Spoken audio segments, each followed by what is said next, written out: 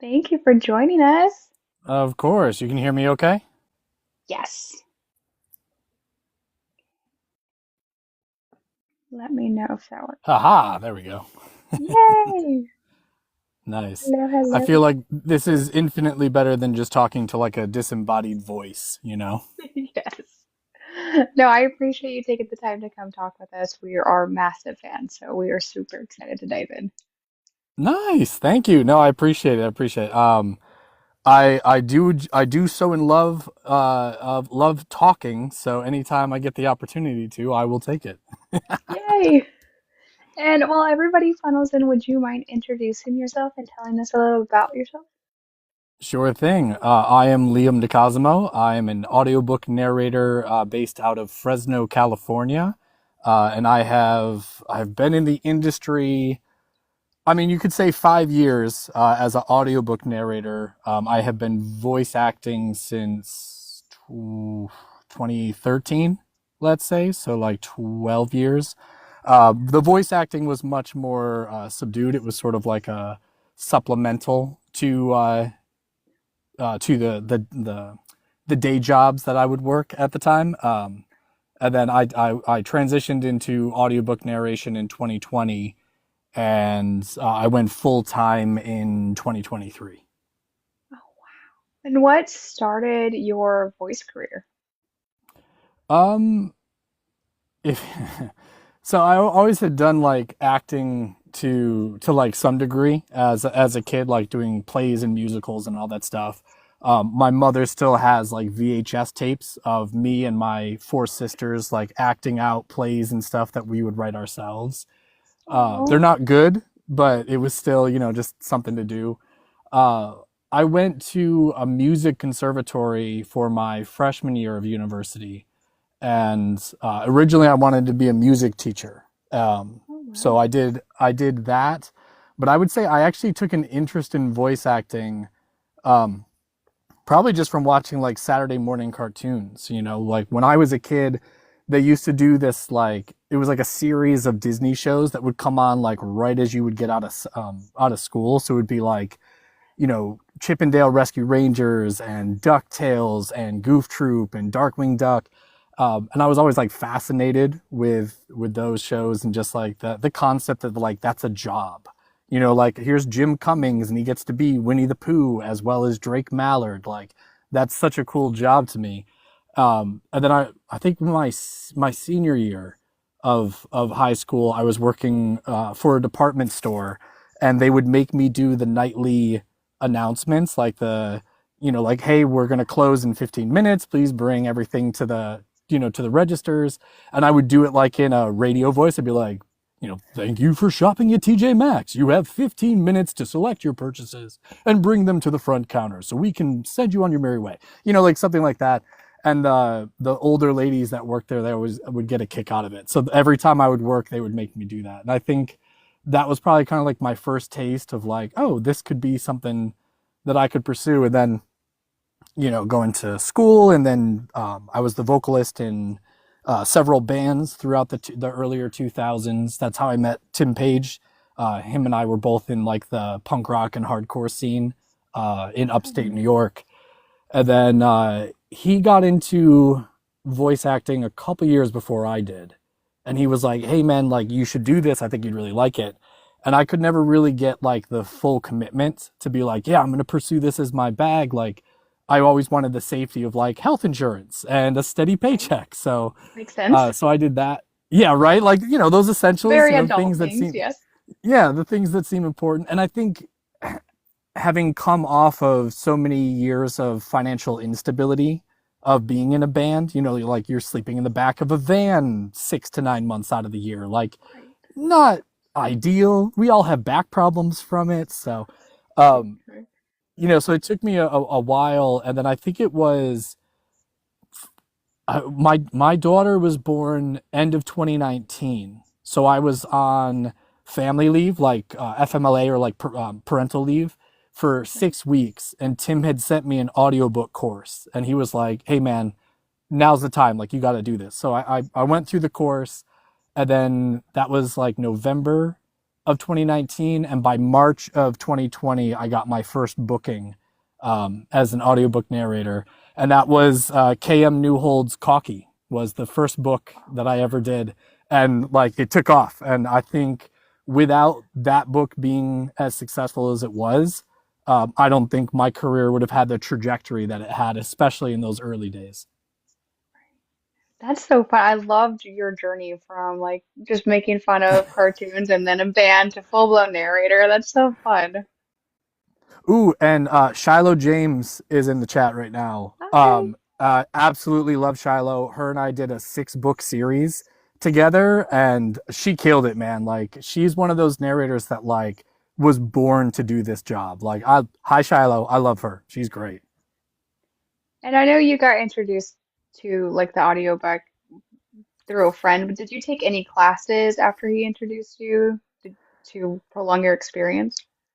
Yeah, I took like a private tutelage, I guess, like a private class with a well-established female audiobook narrator because I wanted to work on my female voicings because I felt like they all came across as like mockery. Like I didn't feel like it felt Right. authentic when I would go into a female voice, which was fortunate for me because so many of my early books were male narration, so I didn't have to do a lot of female voices. But I didn't want them to come off as like teen girl squad from Homestar Runner. Like I didn't want it to be Right. silly. So she helped me kind of refine that, and it wasn't even so much that it was trying to change what I was doing, it was more changing my perception of what I was doing. Like I thought I was being disingenuous, and she was like, "No, you're in your own head about it because you're just not comfortable. So let's Mhm. get you comfortable." So it was really helpful. And how do you think being in a band and having that love of learning from cartoons kind of translate into being a voice actor now? How do you think that prepared you? Yeah, I think it gives you kind of like imperfect mentors, if that makes sense. Okay. Like, it's not as though Jim Cummings or Tara, why am I blank on her last name? Tara Strong.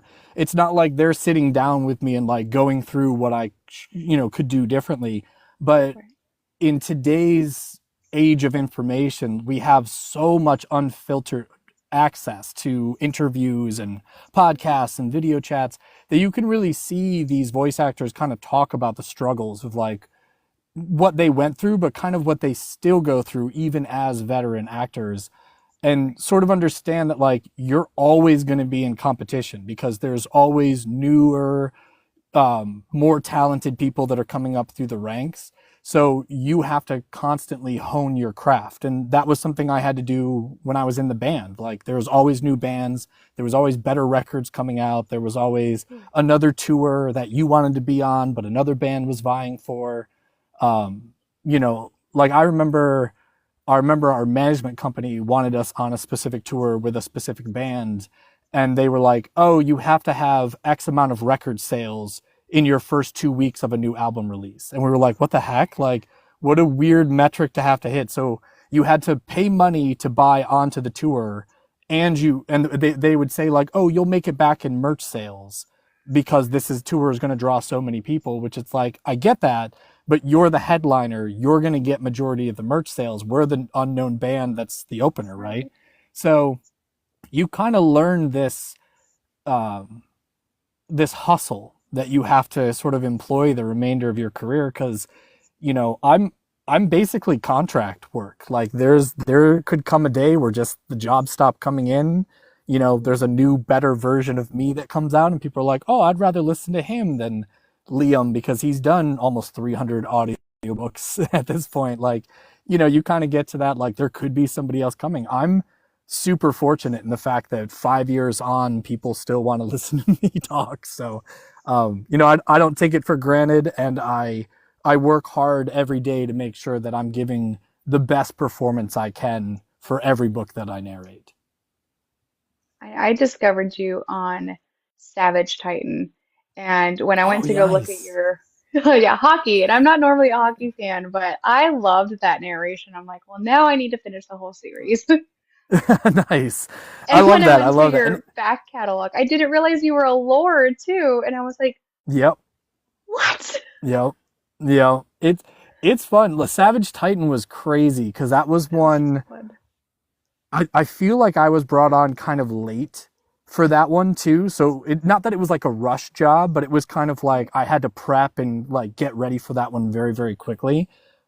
But ultimately it was a really fun book to do. Um, it's weird, man, because you get so many hockey romances. Like I'm Right. legitimately working on one now. I can't say the name of it, but I'm working on a hockey romance today. So it's funny how prevalent that is in not just the male male but male female Right. circles as well. But you know, I think I think like that athletic environment is I think it lends itself really well, especially when it's a male male romance because it's such like a Yes. masculine dominant styled sport. So Yes. when you have this um, juxtaposition of like the masculinity, but also guys having to be in touch with their emotional Mhm. baggage and the trauma that they bring with them. I think it builds for a really interesting story. So I feel like that does well. I feel like football does really well because that's also like a Yes. very masculine sport. I'm still hoping. I'm a huge soccer fan, so I'm still hoping and holding out that I get that soccer romance eventually. So I actually don't think I've read a soccer romance. no, I have yet to see one come across. So I'm hoping that when somebody writes it, they'll keep me in mind because they'll be like, I know he likes soccer. So There you go. No, I loved that book and the banter was just so perfect. So I was just it's like, fun. yeah, I was like, well, now I'm addicted. Now I have to go back. And then I saw that you were Tyson and I was like, I listened to that book like 3 times. I was like, I knew he sounded familiar, but I couldn't place you. And I was like, now I get it. Yeah, and it's interesting too because I feel like with anytime it's like an ensemble book, like when you have like a lot of narrators in a book, like I was just working on um, KG Rice's books, the like Pretty Little Sins and Savage Little Queen. Like those books were so fun. Like not just because of the cast that I got to be with, like that was stacked, and I was very fortunate that I got to be included in that. Um, but it's interesting because I feel like when you have that many voices and it's a voice like mine that maybe you haven't heard prior, it's I think it becomes kind of that gateway drug that people are like, oh, I liked him. What else has he done? And then they see the Yes. catalog and they're like, holy crap, he's done a lot of books. Where do I start? So Yes. I was actually blown away by 300 titles. I was just like, oh, he's busy. Oh, he's just yeah, cranking these out. and it was nuts because I was even when I was part time in those first couple of years, I was still doing like 25 plus books in a year. Yeah, That's for crazy. part time. I was working for a company for 10 years, and for the last five of it, I was in a management position, and I would really bend the rules as much as possible to like stay home and record when I was supposed to be like out and about. So I definitely took advantage of being on salary so that I could continue to record because so much of my job was talking to people. So I would have to get up 4 in the morning so I could record audio before my employees would wake up and start calling me because then I'm on the phone and I'm visiting people Right. and I'm having to speak to people all day. So by the time I would get home at night, my voice was trashed. So Oh I would yeah. try to do it super early in the morning when it was still fresh. But the flip side of that is your vocal cords aren't as warmed up, so you're much lower and more resonant. So I'd almost have to pitch my voice higher to make sure that I wasn't bottoming out the entire time. So yeah, it Right. was interesting. And Thank how you, did Jen. I you, appreciate it. yes, I love that series. How did Thank you you. get with your accents? How did you learn accents? Ooh, that's a fun one. So, I come from a very Irish American family. I did Irish dancing. We would do feshes. We would do the Oireachtas. That's like a world's competition that would happen down in New York City every year, in like late November. And it's not basically you have like the Worlds, which is like the top level Irish dancing competition that happens in Ireland. The Oireachtas is sort of like that midway competition that would happen here stateside. And living in upstate New York, we would just drive down to New York City for it. My mother's would work part time as a seamstress, and she would like sew these elaborate costumes, kind of like the stuff you would see like in Riverdance and Lord of the Dance and stuff. So we did Irish dancing. So I would be around, Irish immigrants that still had the very authentic accent, everything from like Galway, which was like my grandfather, to like Dubliner accents, to Belfast, to Kerry, to Cork, Roscommon. Like it didn't matter. Like all across the island, you would get those, whether it was accordions or fiddler players, like, and you would walk up and you'd have to tell them what song you were dancing to and what speed you needed it at. And like they would ask you questions and you'd had to understand what they were saying. So I acclimated very easily to the Irish accent because I was in and around it so often. Weirdly enough, the Russian accent just sort of like comes to me easily. And I don't know if it's because I watched Air Force One a ton when I was younger, and Gary Oldman's Russian accent in that one is like flawless. And I've loved Gary Oldman for majority of my life, like everything from The Firm to The Fifth Element to, like I said, with Air Force One. So that Russian accent, that one falls pretty easy. The British accents I had to work on. RP is a little bit easier to get to, but when you're trying to do like a London accent, like a North London versus a Cockney versus like Liverpool versus like a Mancunian or like a Manchester accent, then going to like Birmingham or like the Midlands, really trying to get like the regionality of all of that. It's similar to here in the States if you're doing like a New York accent versus a Boston accent versus a Jersey accent versus like a Philadelphian accent. So it's all geographically very close, but it's such a different spread of vocalizations. That takes a little bit more work. Like naturally I can fall into a New York accent because I'm from New York. But like if I'm trying to do Boston, I really have to work at it. If I'm trying to do Southern accents, my natural Southern accent is Cajun, but most Southern books don't ask for a Cajun accent. So I really have to work hard to make sure, like, if it's supposed to be Texas, it sounds more Texan. If it's supposed to be Georgian, it sounds more Georgian. So it very much is regionalized. So it's, listening to people that speak naturally with that accent instead of going to vocal coaches that are like coaching you how to do that accent, Oh, because they're coaching you how to do it their way.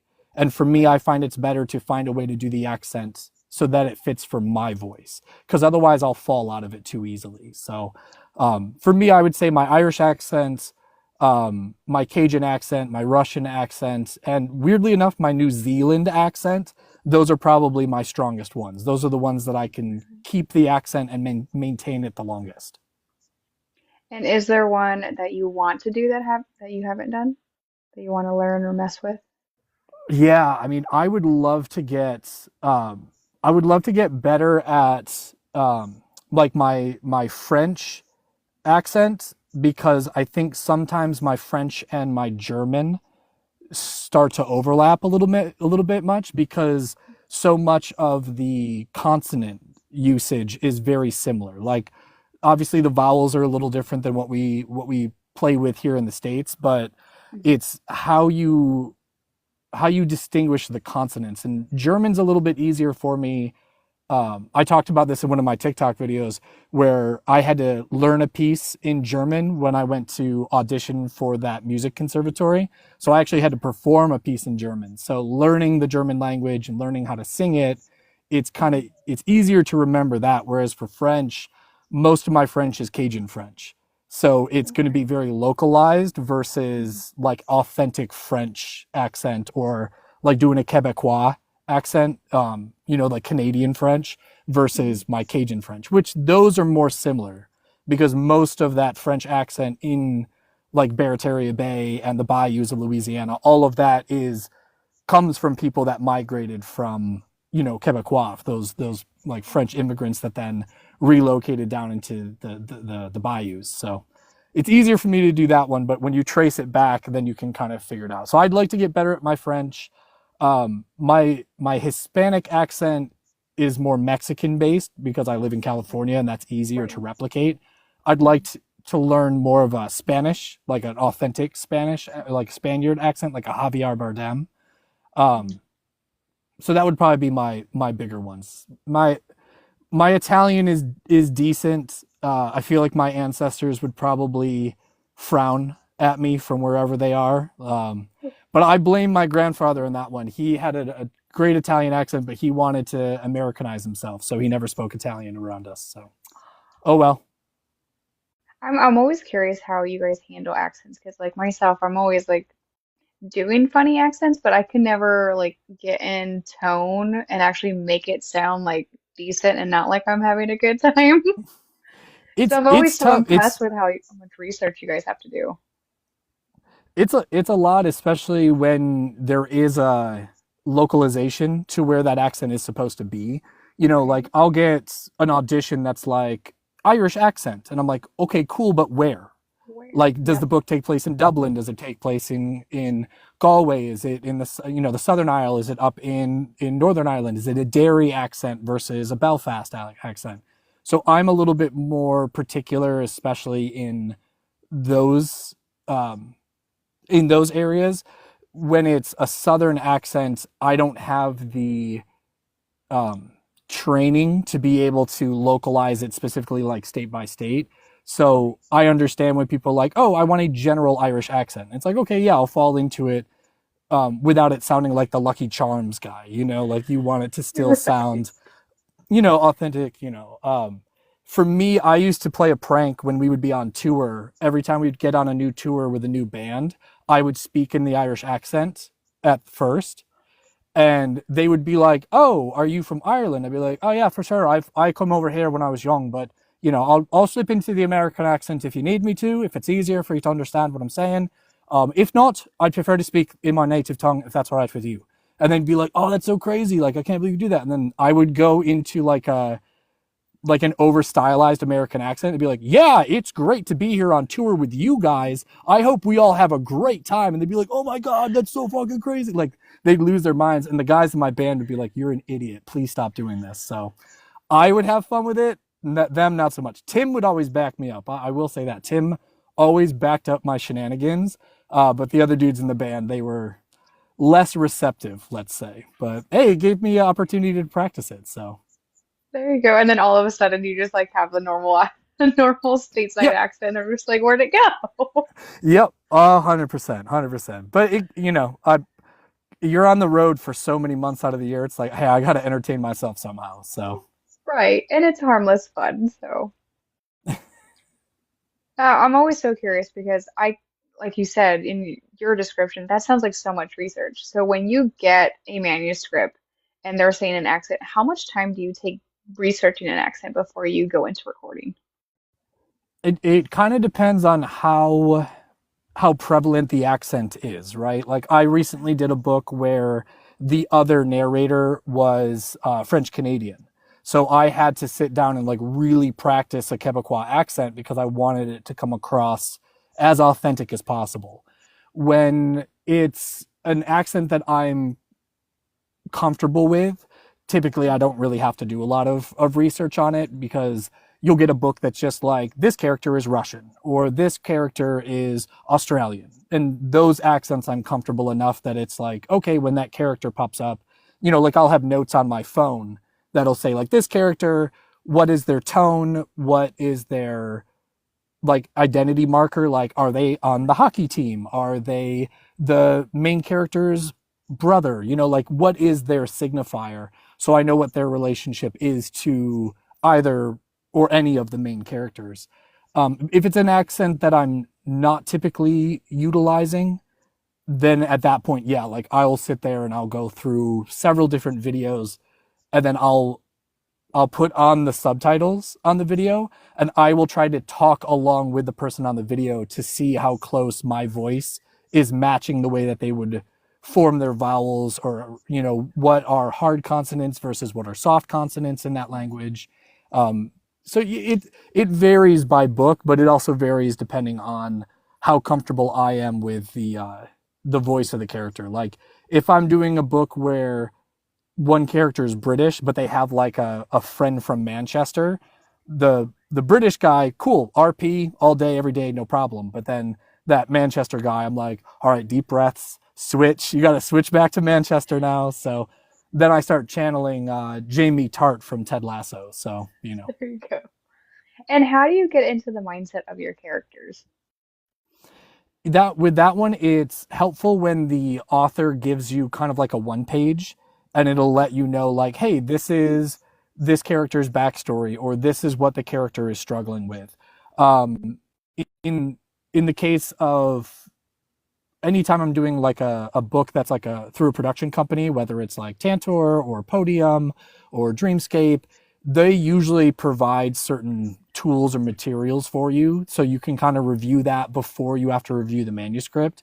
With indie authors, like when I was working on the Only James Necessary Evil series, I was fortunate with that one because that was a spin-off series from another one called Elite Protective Services that I had done, which was a 4 book series, and some of those characters were overlap. So I was already familiar with the characters, familiar with her writing, familiar with the world building. So Right. she was great. She gave me kind of like a carte blanche, like, hey, you work with these characters the way that you want. So when I was coming up with voicing for like the main cast of Brothers, it was very specific because I understood these characters are going to appear in multiple books.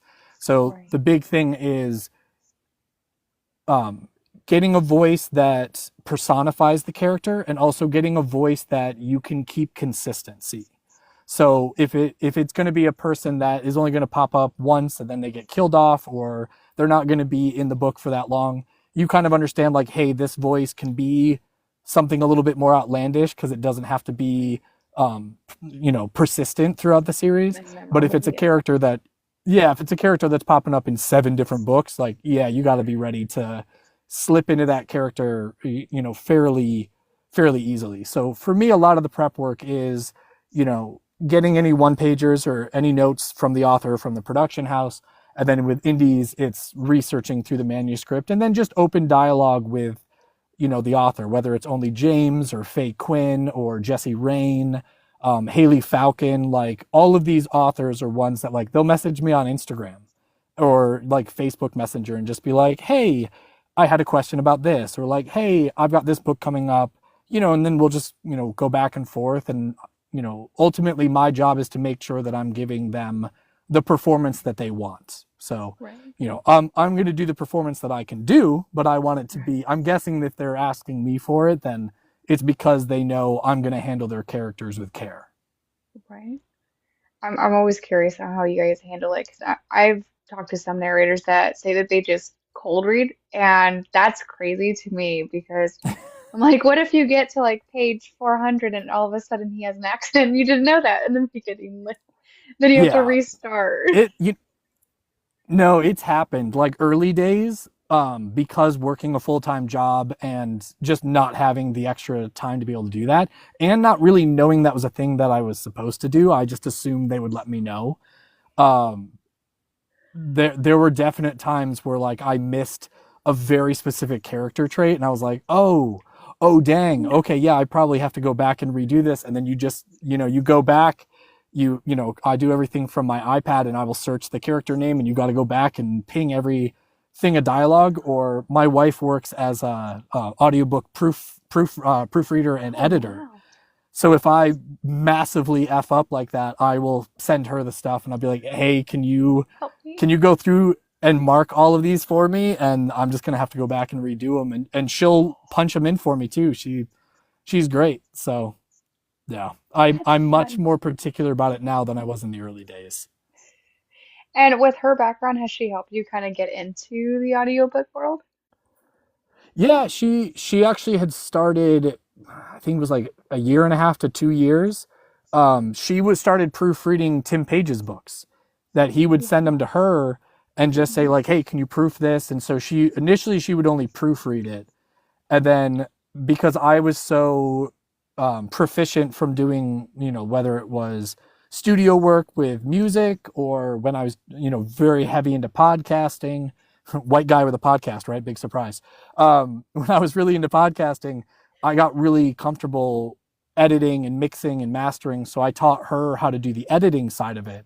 So she was already proofreading and then she got into the editing. So now her and I run our own side business where she proofreads and edits, and then I do the mixing and mastering. And there's been multiple books that probably a lot of people probably don't even know that we worked on that. That's fully my wife and I doing. Not even if I narrated it, it's just her and I doing the background work. So it's fun. We Dynamic love it. duo.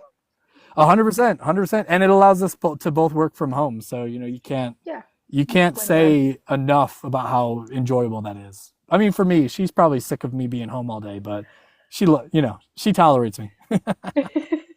We pretend that she has a good time too. Yeah, right. Yeah, 100%, 100%.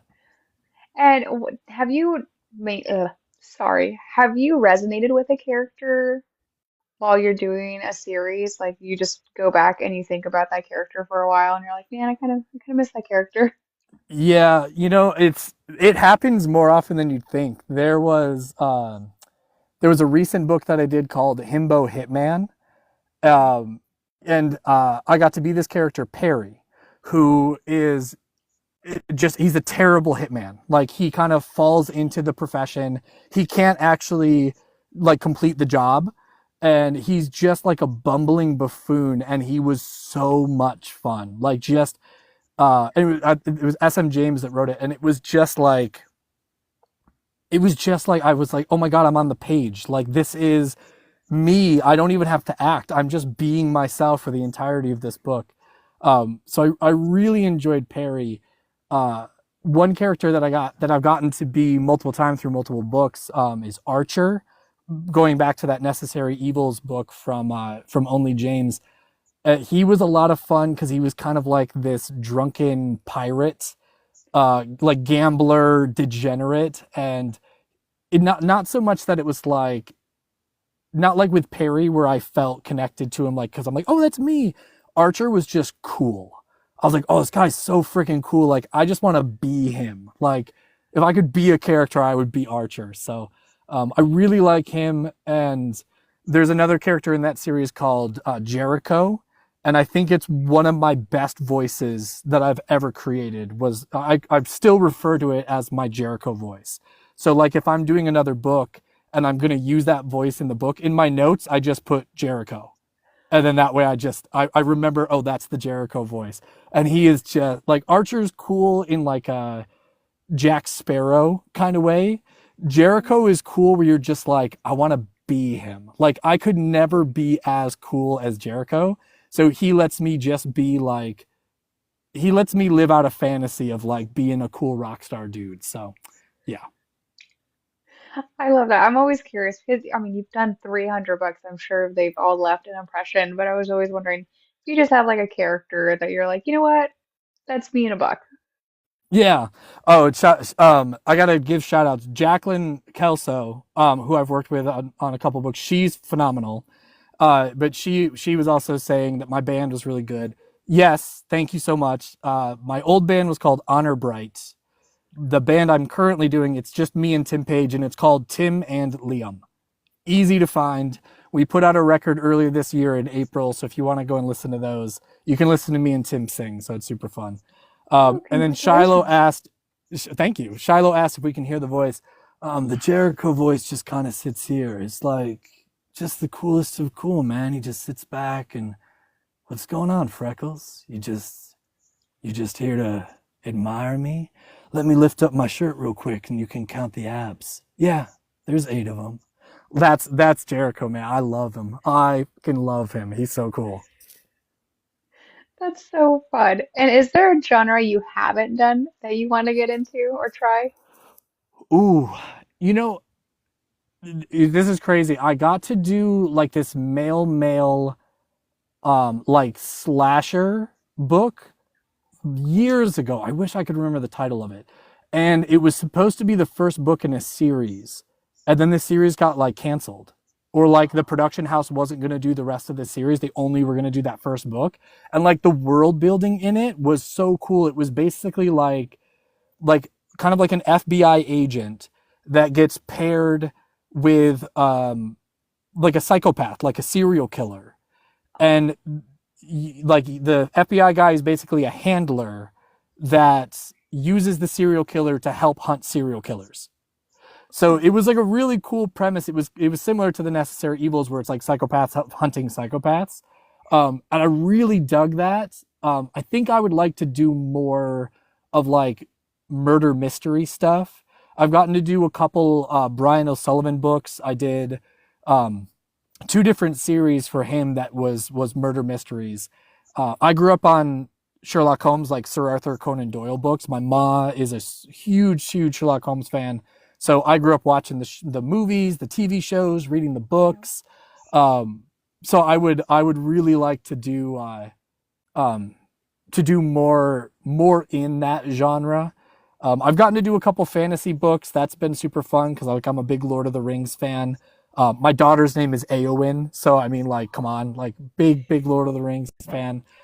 I think fantasy would be a lot of fun to do, like a little bit more of that. Um, I don't know. I think I'm real fortunate in the fact that like romance has sort of transcended just being like the books you would see on the shelf where it was like the shirtless dude with the woman wrapped around his leg and he's holding like a big sword and his Fabio hair is blowing in the wind. Like we have so like transcended that genre of romance, and I love it. Like I love that I can do books like hockey romances or the murder mystery psychopath romances, and I kind of get to scratch every itch doing romance, and you still get like the cute happy ending in the end, like where they get to fuck and they still end up together in the end. Like that's super cool. Like I dig that. Like I'm I'm a dude, like anytime people get to bang in a book, like I'm always excited for it. I'm Yeah. like, yeah, get yours. Yeah, let's go. Like, I've had people ask me, they're like, "Oh, is it ever uncomfortable?" And I'm like, "Fuck no." Like, I'll say all the shit. Like, I don't care. Like there are very few like hard limits for me. Um, like non-consensual, it would probably be like top. Like rape Right. is a no-no for me. Right. Non-con is difficult unless it's like it's their kink. Like Right. it's consensual, but it's supposed to feel non-con. Like I'm cool Right. with that. There I don't want to like name certain things, so I don't want to like turn off readers or authors, but like there are very specific things that I'm like, man, that's almost uncomfortable for me. But Right. like knife play, I'm not worried about that. Like when like the couples get super aggressive with each other, like that's totally fine with me. Like if that's your kink, like hey, no kink shaming in this house. So you do, if that's how you get your rocks off, get your rocks off. Like that's what we're about here. Because I was gonna say you did this, the sacrifice, which there's a lot in there. So it's like, Oh, whoo, Chantal Tessier, whoo!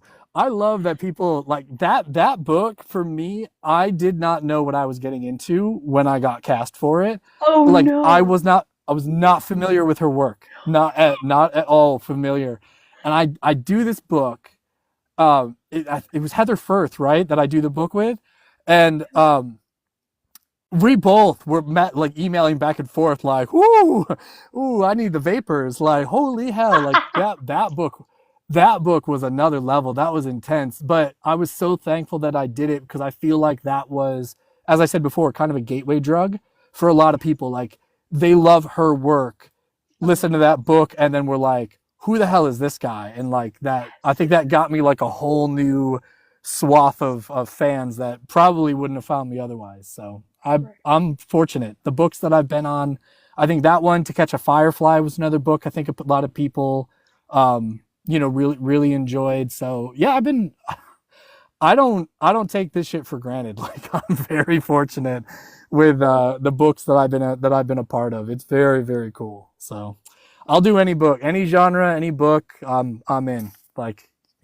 spread the wings and fly. Right. There you go. I'm always pushing for a monster romance. I love monster romances. So like I'll go Yes. between dark and monsters. I'm always like, will you do a monster romance? It'd just be like a 7-foot alien man. Oh, so okay. If you haven't, check out Faye Quinn. Okay, so she has done Faye Quinn, FAEQUIN, only one N. Faye Quinn. I got to do a string of books for her that are all monster romances. And like no joke. Okay, so one of the books, it's it's a dude and a poltergeist, male romance. Like, oh, it's great. It's so fucking good. I got to do, and it's me and Alexander Sandis for a lot of the books. I got to do one where uh dude gets abducted by aliens. He's sold into slavery as like an exotic dancer and then gets rescued by a jelly shark alien. Like he's an amorphous blob, but he looks like a humanoid shark. Like this shit is top level. It is top notch. It's so fucking good. Like Faye Quinn, if you have not checked it I out, need that. absolutely check her. Spooky Boy series is legit. It's so fucking good. And it's I all have like to do that. wacky romances. See, I love it because they're so fun, and 9 times out of 10, they're so like lighthearted, and I don't have to think too hard, but I know I'm gonna have a good Yep. time. So I'm always just like, "Will you do it?" Because we love your voice. What a monster! Nice.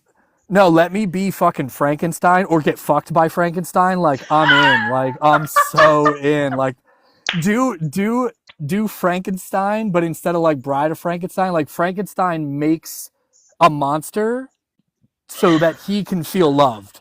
And it's literally Frankenstein the scientist and Frankenstein the monster. Like give me that book and I'm 100% in. Someone 100% write in. that book. And I got voices for both of them. Like you're gonna give Frankenstein the scientist, Dr. Frankenstein gets to be your British RP, but like almost like Johnny Depp, Sweeney Todd. You know what I mean? Where like there's this darkness that's like underlaid with him, where it's RP, but it's more here. Like he's just very suave and just very set, almost East London. And then you've got Frankenstein monster that is just right here, and he just sits. Why was I made? Like I'll all day. I've got this book. We have Faye, authors if in you the watch chat. this, Someone write. yeah, Faye, if you watch this, do it. I love that you're so open because I was wondering, I was like looking at your catalog. I was like, you've done a lot of dark romances, and I know like, The Sacrifice is pretty Oh, dark up there. I I feel stupid saying this, but I stumbled across somebody had posted in like a Reddit thread, and like you don't read the comments, right? Everybody tells you like don't read the comments. So I did, and somebody had No. put that they avoid books with my name on it because they know it's going to be really dark. And I'm like, no, I've done so many lighthearted books, but it's so funny that they're like it's going to be really spicy and it's going to be really dark. And I'm like, I'm such a goofy, like wacky guy that it's funny to me that they're like, oh, Liam DiCosimo, oh, that's going to be bloody sex. Like, I don't want to read that book. And I'm like, no, honey, I've done so many fun books. Like, you gotta just trust the process. Like, trust the process. We're there. We'll get you there. Meanwhile, we're over here like, send me that list. Yeah. Yep. No, it's good. Like I said, I'm lucky. 300 books in, and I've gotten to do almost everything that I could probably ask to have wanted to do. It's pretty dope. It's a crazy job I do. And 300, that is crazy. How many books do you do a week now? So depends on the book. So just this week, I'm on my third book for the week, because like if I've got a book that's only like an hour long, pardon me, I could do that in a day easy. If it's like a 4 hour book, that's going to take me, pardon me, my tea is disagreeing with me. If it's like a 4 hour book, like if I'm about half of the book, probably going to take me 2 to 3 days, just depending on is it if it's heavily dialogue driven, those books typically take longer because you're constantly switching voices. Whereas if it's very exposition driven or like um a lot of times with like first person narration, it's a little bit easier to get through those books. When it's third person POV, you're constantly switching between like your narrator voice and then your main character voice and then the other main character, whether it's female or male, and secondary and tertiary characters. So there's a little bit more work in a third person point of view versus a first person point of view. But I would say like in a week, probably 1 to 2 books on average. This week's a busy week for me. I'm an idiot and I overbooked myself. And so last weekend I was recording all weekend. This weekend I'll be recording all weekend. But No. it's tough to say no, man. Like they send you a book and you read the synopsis and you're like, fuck yeah, I want to do that book. You know, and if it's not a book you have to audition for, like if they're just like, oh, the author wants you, cool. I don't want to say Yeah. no. Like send me the book. So yeah, it's a good problem to have. Being busy is a good problem to have. I was just so impressed. And then at the beginning of your interview, you're saying it's only been like a couple years from where Yeah. you've done it full time. That just like blew my mind because I was like expecting you to be like, yeah, it's been like 10 years since I've been full time or something for 300 because that's so many. And it's not Yeah. like they're short either. No. No. Yeah, I mean, it'd be different if it was like I had 300 books, but they were all like novellas, Yeah. but like I've got a book in my repertoire that is just shy of 16 hours and it's a solo book. It was a nonfiction that I got to do. It was a book called Dirty Pictures that was it kind of gave you like the chronological order of how underground comics developed in America from like the late 50s, early 60s, all the way through to like your Matt Groening's for The Simpsons, which he started as an underground comic artist with Life is Hell until The Simpsons broke, right? So that was a crazy cool book to be able to do. And as a romance audiobook narrator, I don't think I would typically be the voice you'd look for that, but I love comic books. I was raised on comics. My son's name is Remy, and that's Gambit from the X-Men. That's his real name. So like my son's named after an X-Man. My daughter's named after a Lord of the Rings character. Like I'm a nerd. This is my wheelhouse. So I was really lucky I got to do that book. So, but that was probably my longest. It was like 15 hours and like 45 minutes or something. It was a long, long book. Yeah. And how do you navigate between dual and duet narration? Um, with dual with dual it's you just kind of like send the emails back and forth with your co-narrator or co-narrators if it's more than one. um a lot of the times with dual, because your recording schedules don't always line up, if I'm the first one to go in, I'll read the manuscript, I'll take my notes, and then I'll send it to the other narrator. And I'll say, like, hey, these are the characters, these are the ones that we have overlap with. So if you need a voice note, I'll do a quick voice note and I'll send it to you. If not, and you want me to just type out a description and you can do your version of what I've written, that's fine too. Because I find sometimes when you send a voice note, it's almost telling the person, like, well, you have to mimic what I did. And I'm more of the, you don't have to mimic me, just get the essence of the character. Like if the guy's a dick, just voice him like he's a dick. Like you don't have to do it the way I specifically did it, but so you still get the impression of who the person is.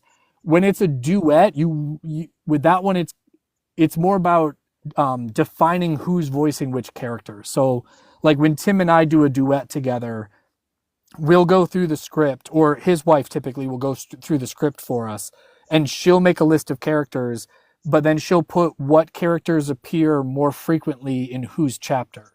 So if it's a Tim chapter and this character pops up in his chapter a lot, I'll voice the character. So that way it breaks up the, not monotony, but like the consistency of the chapter. It gives us a more even amount of work to do. And then vice versa. If there's a character that's like maybe my character's best friend, Tim will pop up, Tim will voice that person and be in mine. When it's like a big ensemble, like the, Savage Little Queen, Pretty Little Sins, with that series, the production company assigns who's doing what character. So, like when it's Joe Arden, he's going to be a very specific character, right?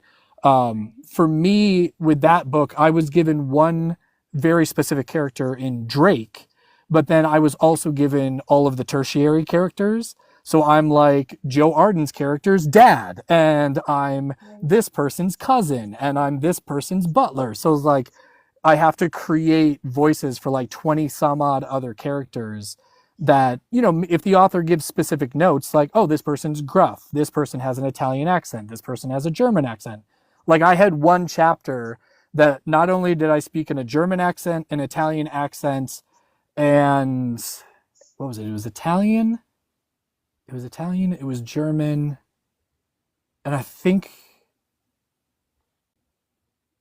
man, was it? I don't think it was French. It was something else. But I had like three different accents, and I had to speak in three different languages in the same chapter. Oh Like it my was really gosh. crazy. Oh, Russian. It was Russian. It was Italian, German, and Russian, all in one chapter, and all of them spoke in their native tongue in that chapter. So it was some work. There was a lot of work that had to go into that one to pull it off and make it feel authentic. But I loved it. I mean, it's part of the job, right?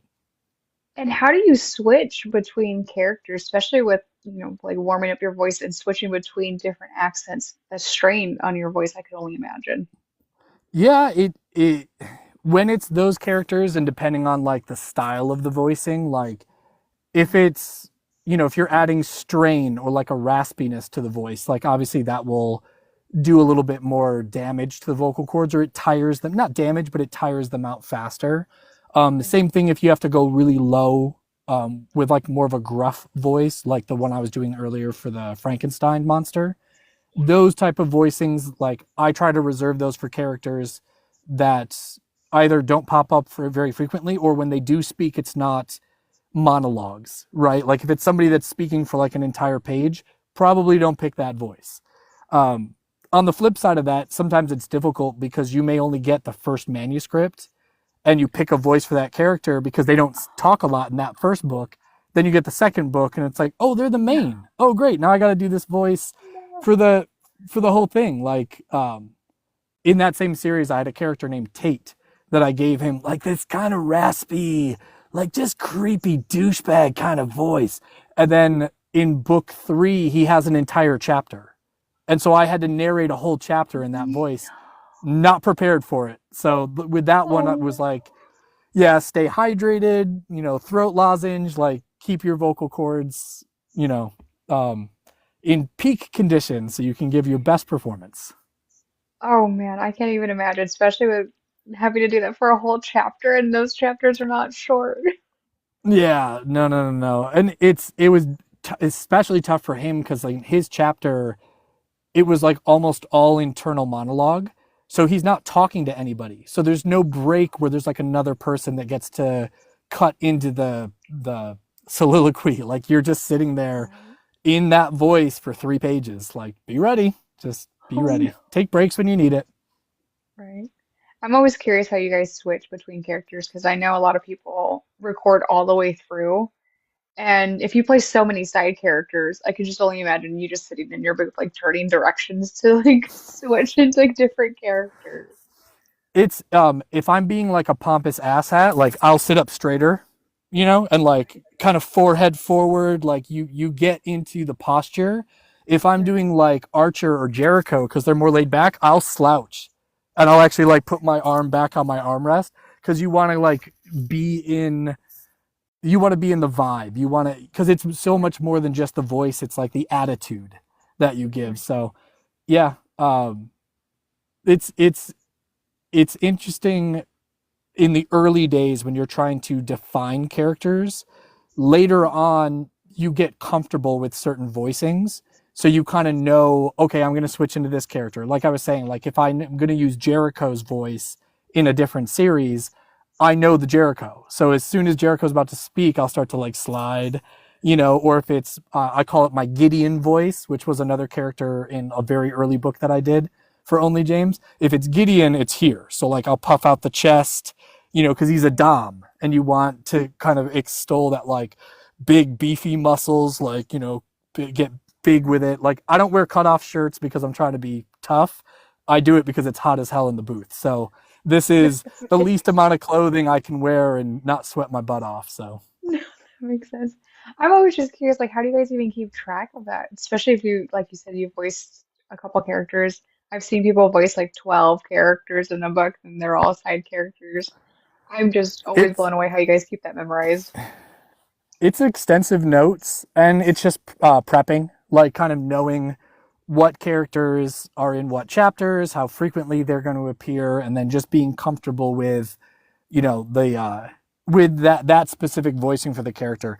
I find that it's much harder when I select a voice that doesn't quite feel right for the character, but you're too deep in the book to be like, I'm going to change it. So you're kind of like, okay, I have to push forward and I just have to make this voice work.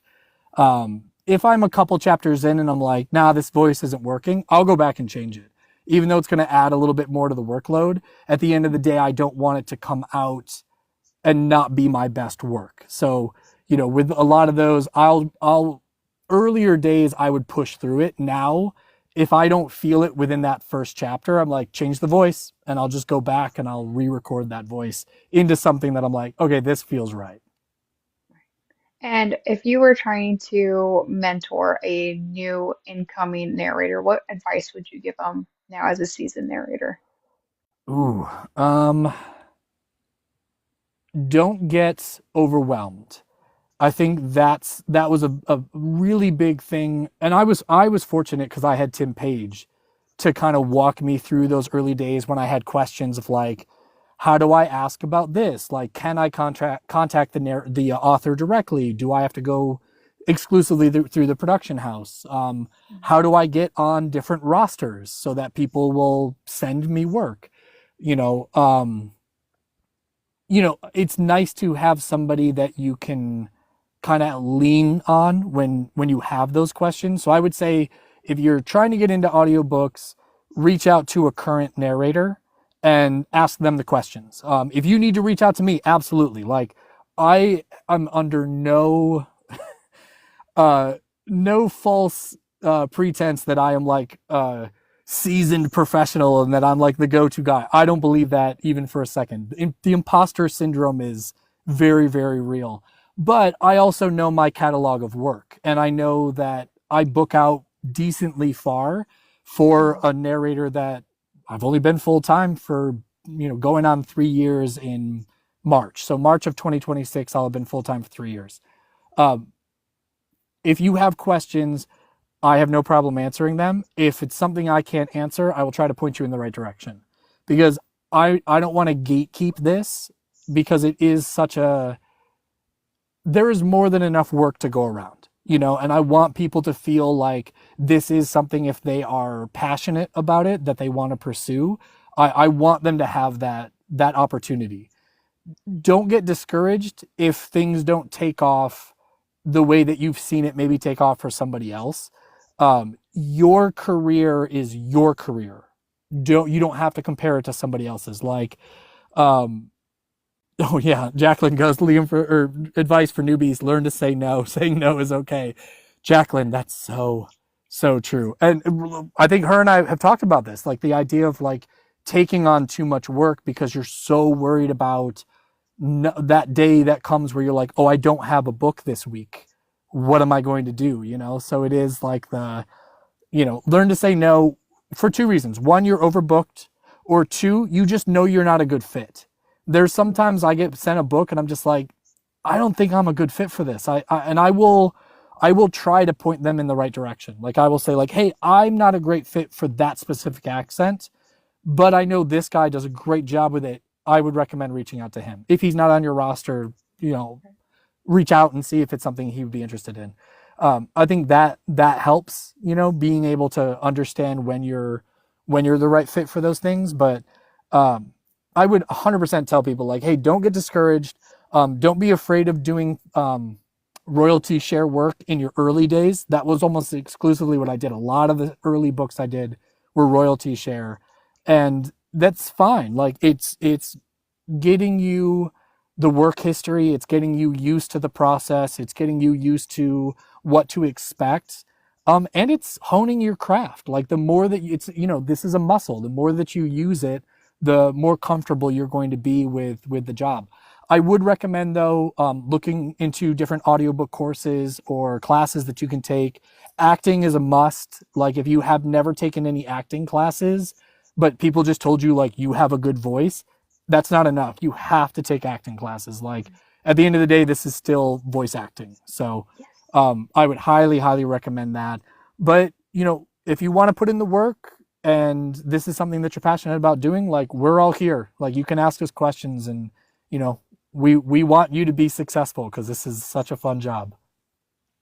I love that because I'm always curious, especially when people have such different experiences. Like if they could go back and give younger them a pep talk, what would it be? Because you do have so many people trying to get into like this line of work, so I think that's very important that they have someone that's seasoned to tell them like, hey, like it's gonna be okay. Like just do this. Yeah. No, 100%. And I think with like Shiloh had put in the chat, like when the book series that we did together, she was still a very early narrator. So it was nice that I had just kind of gotten out of the newness of my audiobook career at that point. So I felt confident enough to give advice and let her, ask those questions and kind of help her along in the process. And then she was really smart. She had reached out to other narrators as well and found a mentor and was asking questions. And I think that it speaks volumes to the career that she's already had as an audiobook narrator. And you can see that these things are it's a very achievable career if you're willing to put in the work. Like this booth that I'm in, like this was all paid for by audiobooks. Like That's I didn't have amazing. to use a single dime from the money that I made doing that full-time job. This was all bought by audiobooks. So it's possible. It's just it's a lot of work. It's a lot of work, and there are going to be times where you audition for a book that you absolutely want and you love and you just know you're the best fit for it, but the author goes in a different direction. And don't get discouraged. It's it's taster's choice, and Yeah. sometimes you're going to be that author's flavor, and sometimes you're not. And it's the same thing with listeners. You're going to be that listener's cup of tea, and sometimes you're not. Like I guarantee you there are people that see my name attached to a book and they go, well, I don't like his voice, so I'm going to skip this book. Or, well, I loved the book, but I don't imagine Liam as the main character, so I'm not going to listen to it. And hey, that's Yeah. fine too. Like, I'd love it for you to still give it a chance and see if maybe I can win you over. But time is so precious. And I would hate for you to waste your time on something that you're not going to enjoy. So, Mhm. even if you give it like the first chapter or two and, maybe I'll win you over. You never know. So we'll see. I'm happy to still get the opportunity to do what I do, and I hope that the people that enjoy what I do continue to enjoy it, and the people that don't enjoy what I do, I can either win them over or they find a different narrator that they love because there's plenty of us out there. So No, well, you've won us over. We're, like I said, very huge fans. And if it's okay with you, I would love to invite the rest of book club in here because I know they have a lot of questions for you and a lot of feedback. If sure, that's okay. yeah, Always go like